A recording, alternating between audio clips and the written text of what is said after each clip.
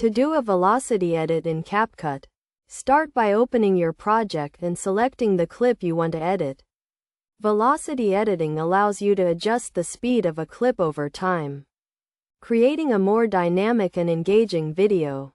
First, split the clip into segments by clicking on the Split button in the toolbar. This will allow you to apply different speeds to different parts of the clip.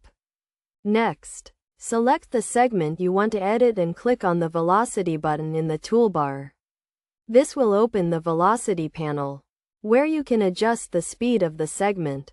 In the Velocity panel, you can set the speed of the segment by dragging the speed slider or entering a specific speed value. You can also add keyframes to the segment, which allow you to adjust the speed at specific points in time. To add a keyframe, click on the Add Keyframe button and then adjust the speed slider or enter a new speed value. You can add multiple keyframes to create a complex speed curve. As you adjust the speed of the segment, you can preview the changes in the preview window.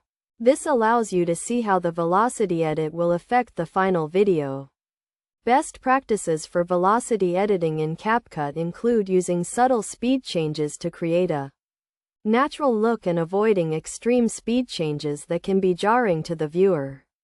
By following these steps and using the velocity editing tools in CapCut, you can create a more engaging and dynamic video that holds the viewer's attention. Velocity editing is a powerful tool that can add depth and interest to your video.